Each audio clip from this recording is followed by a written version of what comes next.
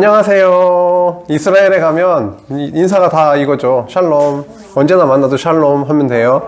샬롬은 평안, 쉼, 안식, 어려운 말로 성경에 나오는 중요한 단어 중에 하나네요. 다시 한번 인사해 볼까요? 샬롬. 예거나. 샬롬.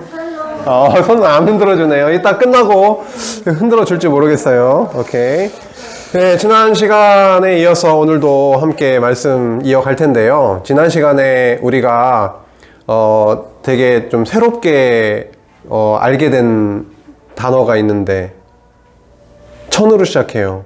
천국. 네, 그래서 천국에 대해서 우리가 함께 생각해 봤어요. 근데 우리가 처음에 시작했을 때는 천국이 마치 죽어서 가는 곳, 저 우주 끝에 있는 곳, 지금 우리는 도저히 갈 수 없는 곳, 이렇게 생각하기도 했었는데, 지난 시간에 말씀을 마태복음 13장을 통해서 예수님이 비유를 통해서 천국 비유를 이것저것 하셨잖아요.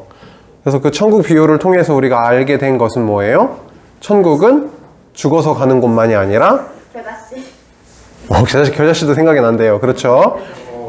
정말 하나님이 우리를, 당신의 자녀들을 부르신 이곳이 하나님의 나라, 이 교회이고, 이곳이 바로 이 땅에서 우리가 죽기 전에 누리게 되는 하나님의 나라이다 라고 하는 것을 알게 돼서 새롭게 우리의 그 생각이 좀 넓어졌던 걸 기억을 합니다.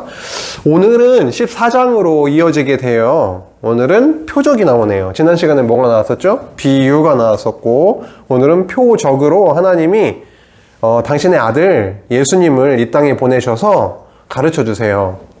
기적을 일으키세요. 표적. 한번 살펴보도록 할게요. 표적을 통해서는 내가 선지자다. 내가 하늘로부터 온 참 선지자다. 이거를 알려주시거든요. 넘어가 볼게요. 그 전에 우리 13장 끝부분에 나오는 내용을 잠시 보겠습니다. 지난 시간에 보진 않았어요. 이 부분을. 예수님이 비유를 통해서 천국 복음을 전하고 나서 어디로 이동을 하냐면 고향으로 가게 됩니다. 고향으로 돌아가게 돼요. 고향은 가버나움이에요. 가버나움에서 이 비유를 다 마치신 후에 가르쳐 주셨어요. 그들에게. 그랬더니 하는 반응, 그들이 보인 반응이 있어요. 예수님 너무 반갑습니다. 우리에게 와주셔서 너무 감사합니다. 이런 반응이 나온 게 아니라 예수님이 부지런히 비유를 통해서 천국에 대해서 알려주셨더니 그들은 어떠한 반응을 했냐면 배척을 했다라고 하네요.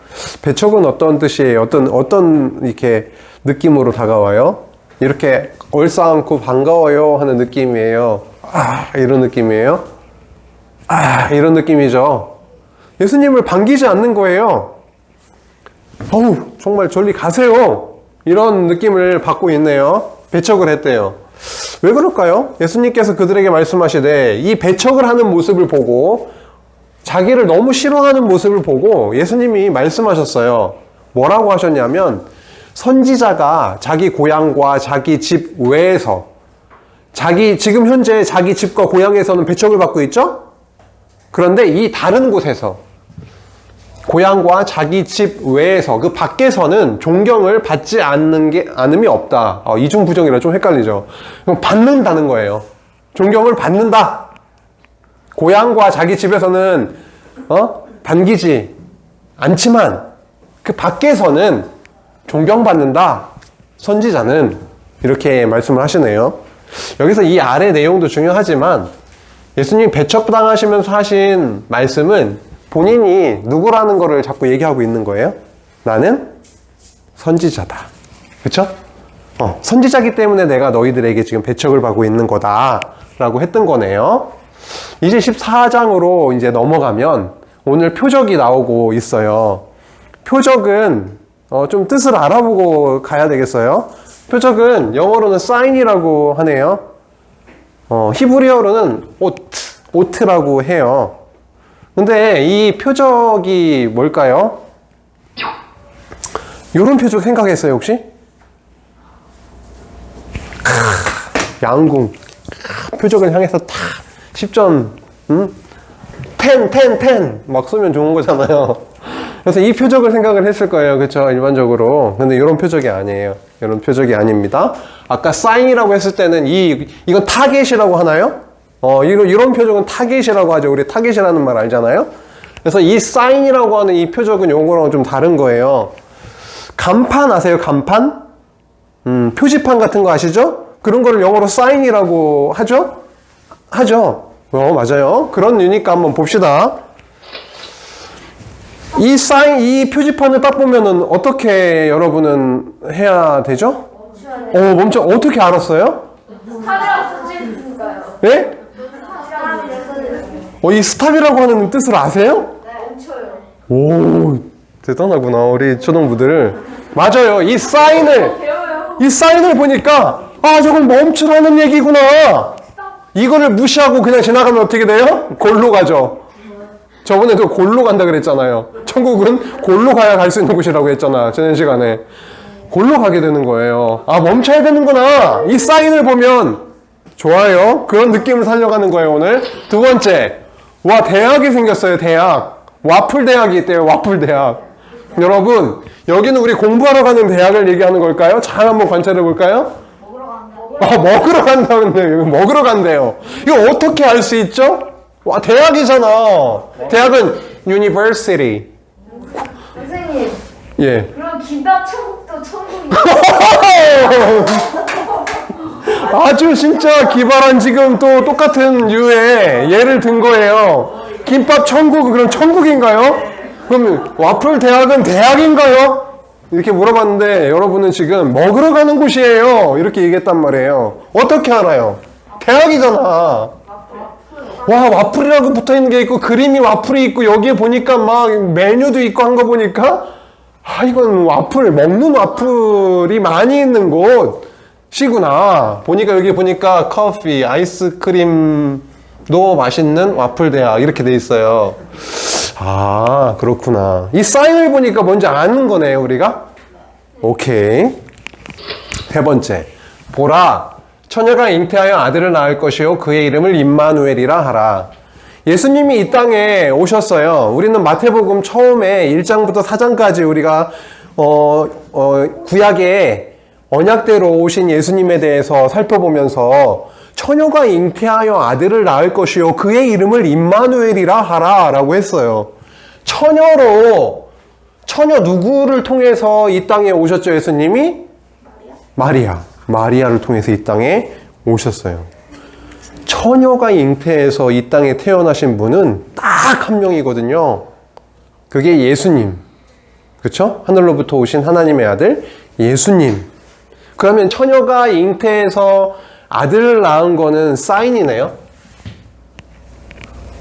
네. 그가 그리스도 하나님의 아들이심을 알아볼 수 있는 사인이네요. 그렇죠? 그런 걸 표적이라고 하는 거예요. 그럼 오늘 예수님이 표적을 일으키시네요? 그럼 그 표적을 보면 그분이 어떤 분이신지를 알게 되겠네요. 오케이. 예수님이 참 선지자인 거를 그러면은 우리는 어떻게 알 수 있을까? 벌써 답은 나왔어요. 그가 하시는 일을 보면 알 수 있죠. 구약에는 선지자가 되게 많아요. 그 중에 그 많은 선지자들이 와서 행했던 일들이 있단 말이에요. 어려운 말로 사역이라고 그래요. 이 땅에 와서 선지자가 했던 많은 일들이 있어요. 근데 신약시대에 예수님이 오셔서 선지자라고 하신단 말이에요. 아까 선지자라고 당신이 얘기했잖아요. 그쵸? 선지자는 집이나 가족들에게는 배척당하지만 그 밖에서는 선지자시여 막 이렇게 환영을 받는다고 그러잖아요. 자기가 선지자라며. 그럼 우리는 예수님이 참 선지자인 걸 어떻게 알 수가 있어요? 어떻게 아냐면 대충 우리 벌써 답을 알아요. 아까 사인 이런 얘기 하면서 다 벌써 알게 됐어요. 구약의 선지자들이 와서 했던 일들이 있어요. 사역이라 그랬죠. 그 사역에는 어떤 게 포함이 될까요? 오늘 키워드인데. 그렇죠. 표적도 포함되어 있는 거죠. 구약의 선지자들이 와서 많은 일들을 행했는데 그게 표적들이라고 오늘은 좀 더 집중을 한다면 그 표적들을 예수님께서 오셔가지고 그대로 행하신다는 거죠? 구약의 선지자들이 행했던 표적들을 이 땅에 오셔서 행하시는 예수님을 이렇게 보니까 예수님 선지자구나, 그렇게 참 선지자구나 알게 된다라는 거죠. 오늘 함께 읽었던 본문이에요. 예수님께서 정말 놀라운 표적을 일으키셨거든요. 예수님이 그냥 가는 곳마다 사람들이 막 우악 따라다녔거든요. 예수님이 어느 날 말씀, 복음을 전하게 됐어요. 빈들에서. 오늘 아까 읽었던 말씀 나오고 있죠? 그쵸? 예수님께서 들으시고 배를 타고 떠나서 빈들로 이렇게 가셨는데 많은 사람들이 예수님을 따라갔다고요. 근데 그 명수를 보니까 5,000명이라는 얘기가 나오죠. 물론 5,000명보다는 더 됐을 거예요. 그 5,000명을 어떻게 하셨는지가 나오고 있어요. 그 이야기가. 저녁이 되니까 배가 고팠을 거 아니에요. 그럼 밥을 줘야 되는데 예수님께서 뭐라 그래요? 밥을 주어라 이렇게 말씀하시는 거잖아요. 그쵸? 그랬더니 제자들이 뭐라 그래요? 저희가 가지고 있는 게 없습니다. 저희가 먹을 이 많은 사람들을 어떻게 먹입니까? 그러니까 마을로 가서 뭐 사 먹게 하면 좋겠습니다. 이런 얘기를 하고 있는 거죠. 예수님께서 그렇습니다. 갈 것 없다. 그 마을로 그렇게 내려가서 그렇게 그들에게 먹을 것을 줄 이유가 없다라고 해요.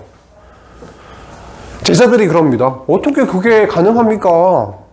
우리가 갖고 있는 거는 물고기 2마리하고 떡 5개밖에 없는데 어떻게 이 많은 사람을 먹일 수가 있습니까? 라고 하시는 거죠. 근데 예수님께서 뭐라 그래요? 일로 가지고 와라 라고 합니다. 무슨 일을 좀 하려고 하시는 것 같아요? 그쵸? 가지고 오래요. 물고기 2마리, 떡 5개를 굉장히 어려운 말로 뭐라 그런다고요? 오병이어라고 하는데 그래요. 예수님께서는 어떻게 하시는 거예요? 그 많은 무리들을 어떻게 해요? 잔디 위에 이렇게 앉으라 하시고 그 오병이어를 앞에 놓으시고 하나님을 향해서 기도를 하신 후에 제자들에게 나눠주라고 합니다. 결과는요? 그 많은 사람들이 배부르게 먹고 남은 것을 다 모으니까 12광주리가 됐다라고 하는 거죠. 넘치게 거두었다라고 합니다. 21절에 보니까 여자와 어린이 외에 5,000명이라고 했으니까 몇 명 정도 됐을 것 같아요? 여자와 어린이 외에 5,000명이니까 남자 성인들만 5,000명이라고 하는 거니까 적어도 5,000명 곱하기 2는 해야 되겠네요. 그러지 않을까요? 최소한 곱하기 2는 해야 될 것 같아요. 그래서 보통 5,000명 이렇게 나왔기 때문에 5,000명을 오병이어로 5,000명을 먹이신 예수님 이런 말씀이 많이 있죠. 이렇게 놀라운 표적을 일으켰어요. 구약에도 이러한 일이 있었을까요? 있었어요. 그거는 일부러 안 써놨어요, 여기다가. 여러분이 오늘 집에 가셔서 오병이어 사건하고 비슷한 내용을 엄마한테 물어보든 아빠한테 물어보든 할아버지한테 물어보든 간에 온갖 방법을 다 동원해서 인터넷에 검색을 해보든 해서 구약 성경 어디는 알려줘야 되나? 참 사무엘상하 아니면 열왕기상하에 나올 거예요. 지금 찾는 거 아니에요.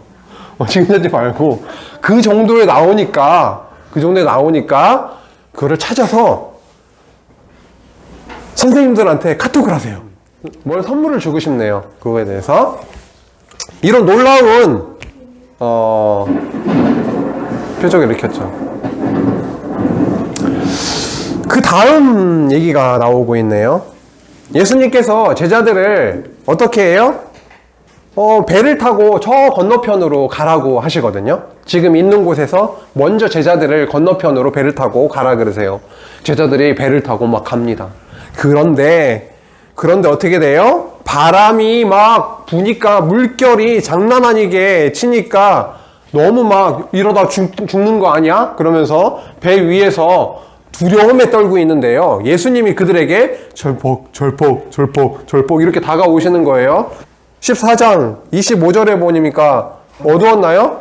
네, 밤이라고 나오니까 어두웠어요. 어두우니까 절복, 절복, 절복, 절복 이렇게 다가오니까 뭐 이게 뭐야? 유령 아닌가 뭐 이랬을 거 아니에요. 그렇죠? 그래서 뭐 너무 두려움에 떨고 그러는 거예요. 그랬더니 베드로가 주여 만일 주님이시거든 28절에 나와요. 나를 명하사 물 위로 오라 하소서 그러면서 뭐 물 위로 막 이렇게 뛰어 내려가게 됩니다. 근데 가다 보니까 두려움이 생겨서 물에 또 가라앉기도 하죠. 그래서 예수님이 베드로를 또 끌어올려 주시기도 하는 그런 사건이 있었어요. 주여 나를 구원하여 주소서 라고 하는 사건이 있었어요. 거기에 대해서는 자세히 여기에 쓰지는 않았는데 놀라운 일이 벌어졌어요. 바람과 물결이 너무도 거세서 죽을지 모르는 그런 두려움 속에 있었던 그들이었죠. 예수님이 물 위를 걸어서 다가왔어요. 놀라운 일이 벌어졌어요. 32절, 33절을 같이 한번 읽어볼까요? 시작.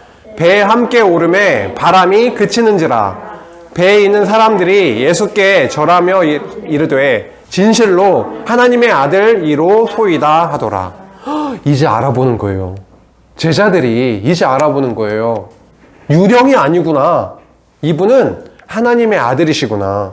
바람도 잔잔하게 되고 물결도 잔잔하게 하실 수 있는, 방금 전까지 장난 아니었거든요. 죽을지 모르는 그런 두려움 가운데 있는 그들에게 다가오셔서 그들에게 놀라운 표적을 또 보여주시네요. 마지막에 나옵니다. 14장 마지막에 나오는 내용이에요. 이 사건 이후에 건너가서 34절에 보니까 게네사렛 땅에 이르렀다라고 나오고 있네요. 이스라엘 지도는 우리가 보는 방법이 쉽게 북쪽에 작은 호수가 있고요. 아래쪽에 좀 길다란 호수가 바다라고 하는데 있어요. 이 내륙에 있어서 호수라고 해도 되는데 여기 염분이 있기 때문에 해자를 붙이고 염분이 너무 그냥 높고 진하기 때문에 죽은 바다 이렇게 불러 사해라고 하는 거죠. 여기는 갈릴리 호수인데 또 갈릴리 바다라고도 하죠. 그쵸? 갈릴리 사해 이렇게 보고 이 가운데 여기 흘러내리는 강이 있거든요. 이거 요단강이라고 해요. 그래서 북쪽에서 이 아래쪽으로 이렇게 흘러내려갑니다. 요단강이라고 해요. 우리는 지금 이 부분을 집중적으로 보고 있는 거예요. 예수님이 많은 기적을 베푸시고 그들과 함께 사셨던 고향이 가버나움이라고 아까도 말씀드렸는데, 지금 14장 34절에 보니까 그들이 건너가 게네사렛 땅에 이르렀다라고 했네요. 게네사렛은 여기에 있네요. 건너갔다라고 했으니까 옆에 있다가 일로 가는 거를 건너갔다라고 표현을 하나요? 아니죠. 그렇게도 표현하겠다. 안방에 있다가 사랑방으로 건너갔다라고도 표현을 하는군요.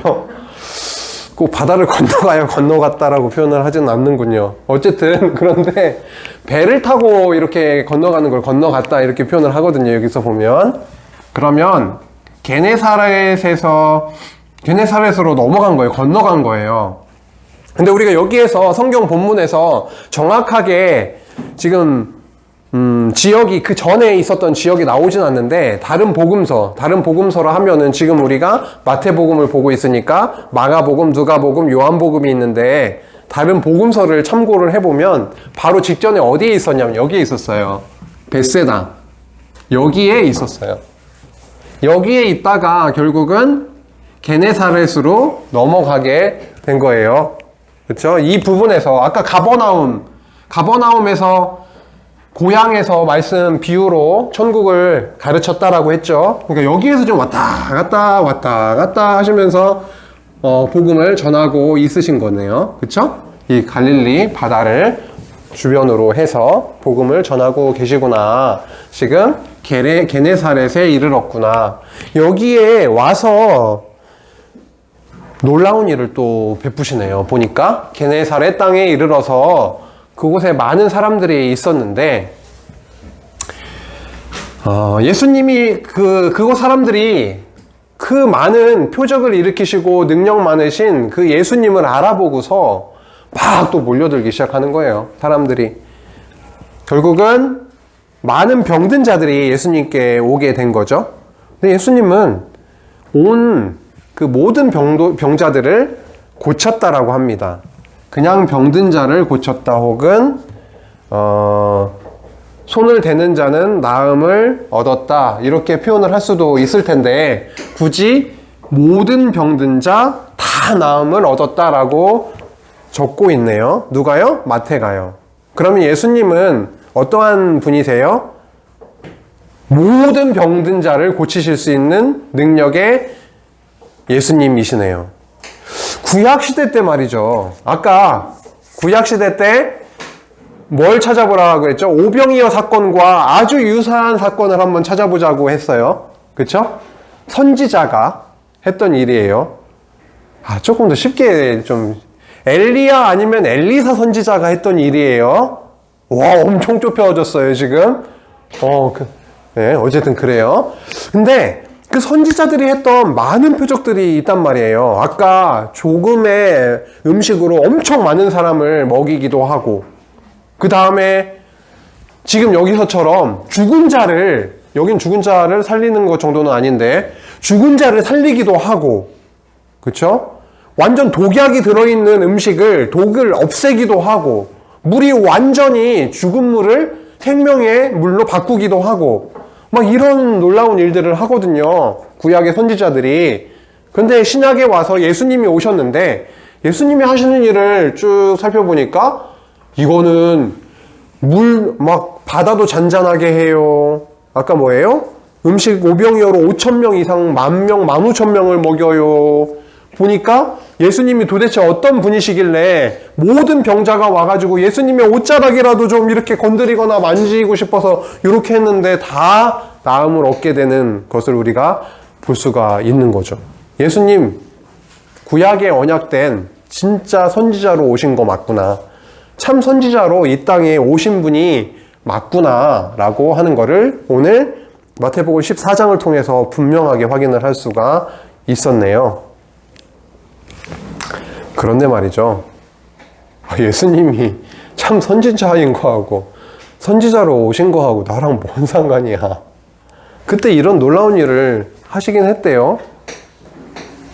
이것만으로도 되게 대단한 걸 우리가 확인을 하게 된 건데 그런 예수님을 우리는 우리의 구주로 믿게 된 거니까 우리의 믿음의 대상이 엄청난 분이다라고 하는 것만으로도 우리는 좀 마음에 평안을 얻을 수 있을 건데요. 우리랑 도대체 어떠한 관련이 있는 걸까요? 선지자가 우리에게 오신 게 선지자로서 우리에게 다가오셨어요. 예수님이 구약에 선지자로 이 땅에 오셨는데 가족과 고향 사람들은 배척했죠. 그리고 배척한 사람들 중에 대표적인 사람들이 바리새인, 사두개인, 그 당시에 굉장히 힘이 있는 자들, 유대인들은 예수님을 그들의 메시아, 그리스도로 믿지 않았다라고 하는 거예요. 그쵸? 믿지 않았다라고 하는 거죠.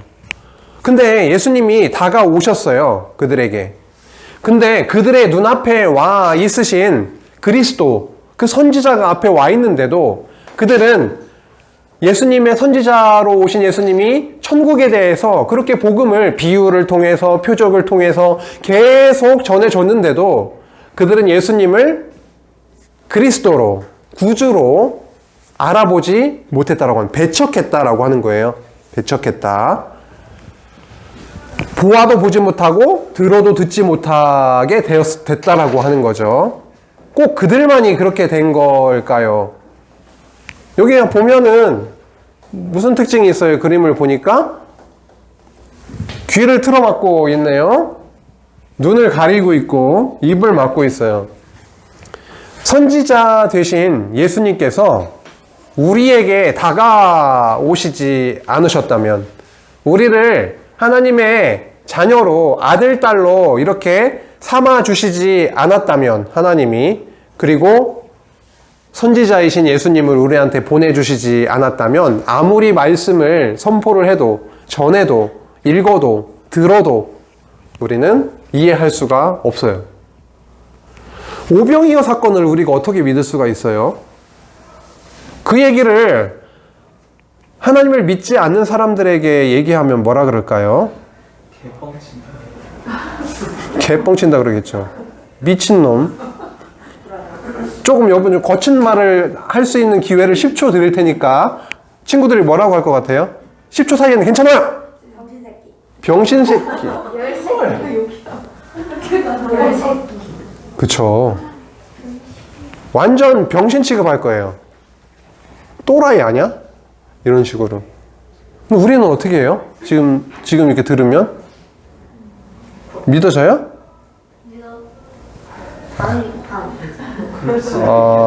half and half? 오케이. 솔직해질 필요는 있어요. 여기서 꼭 믿어져야 되는 겁니까? 지금 전사님이 이렇게 말씀을 전했는데 여러분 이거를 무조건 믿어져야 되는 거 믿어야 되는 건가요? 그렇지는 않다고 생각해요. 왜? 제가 예수님과 같은 선지자는 아니기 때문에. 택한 백성들이 아니면 예수님이 오셔서 전에도 믿지 않고 어떻게 했다고요? 배척했다고요. 예수님이 오셔서 전에도 배척했다고요. 근데 택하신 백성이면 듣고 따라왔다고요. 듣고 어떻게 해요? 못 듣는 게 아니라 듣고 보고 말하게 됐다고요. 어떻게 말해요? 주는 그리스도시요 살아계신 하나님의 아들이십니다. 주는 왕이십니다. 다윗의 왕이요 나를 구원하소서. 정말 저는 너무나 가난합니다. 마음이 아픕니다. 나를 구원해 주세요. 라고 말을 하게 됐단 말이에요. 오늘의 말씀, 마태복음 14장에서 나오는 예수님이 진짜 선지자로 오셨구나 라고 하는 게 우리한테 왜 의미가 있는 거예요? 우리의 막힌 길을 뚫어주시니까. 귓밥을 파주나요? 그것도 많이 차 있으면 잘 안 들리긴 하는데 진짜 막힌 길을 뚫어주시고 닫혀져 있는 우리의 눈을 띄워주시고 막힌 입을 터쳐주셔서 진짜 하나님 살아계시구나.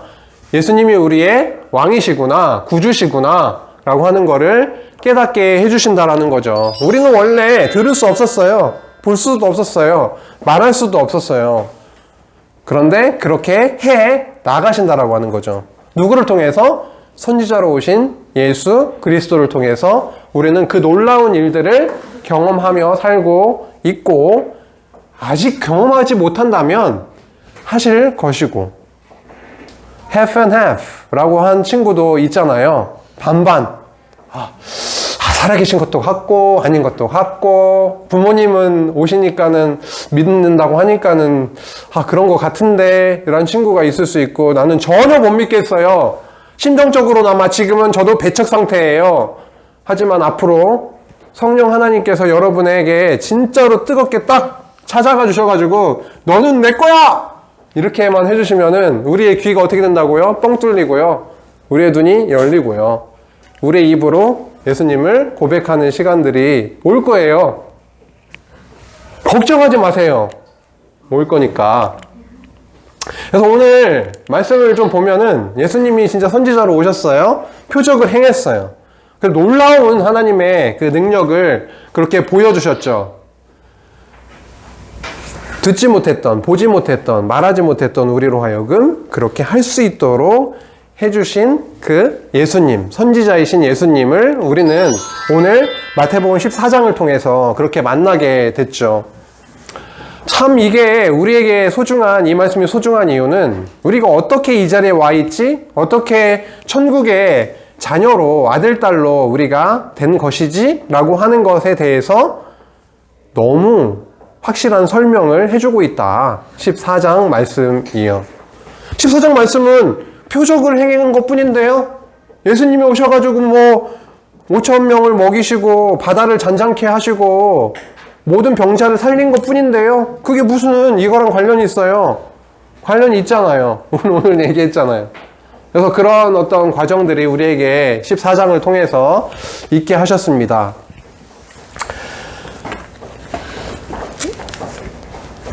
뭐 하는 시간이죠?